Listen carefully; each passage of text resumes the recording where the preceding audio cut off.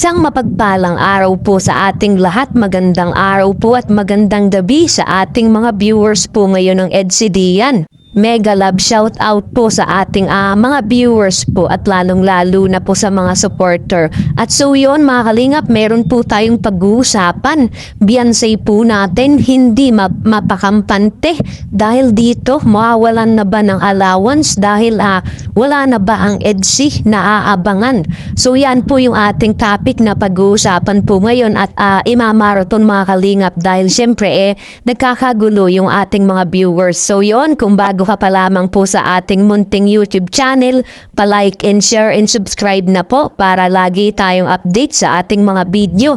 At paalala po, bago tayo magbigay ng ating opinion at komento, tapusin muna natin ang kabuuan ng ating video para alam natin yung ating i-comment.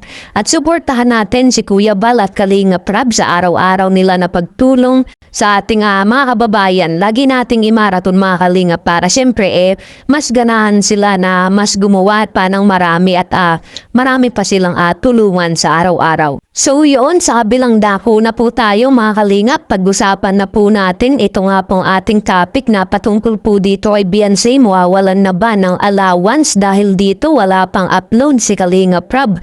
Para sa akin naman mga kalingap napakaganda po ng ginagawa po ni Kalingap Rab.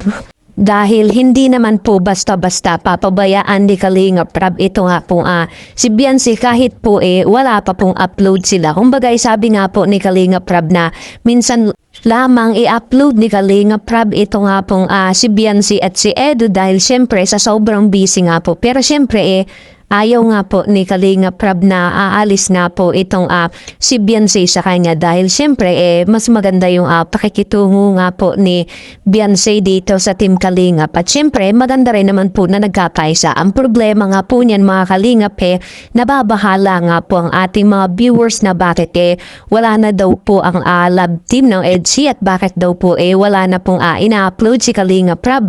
Ito nga po ang isang matinding katanungan nga po ng ating mga viewers. Pero para sa akin naman po mga kalingap na tayo laging update sa mga nangyayari dito sa Team Kalingap at isa nga po sa sinasabi ni Kalingap Rab napakalaki ng kanyang problema na dumaraan nga po ngayon dahil syempre may mga mabigat pa na mga pangyayari lalong-lalo na yung mga pambabash at paninira at isa pa diyan nga po sobrang busy nga po ni Kalingap Rab sa kanyang pamilya kaya hindi nga po niya maasikaso.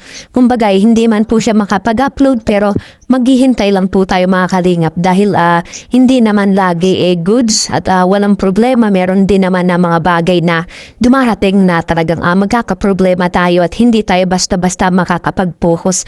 Pero siyempre gusto rin naman ni Kalingap Rab na may magandang plano at bubahawi nga po sa ating mga viewers. Kaya nga po mga kalingap ito nga po yung ating abangan na hindi naman po basta-basta papabayaan ni Kalingap Rab itong si Beyonce at itong si Edu, lalong-lalo na yung ating mga viewers na nagpapasaya nga po sa kanila.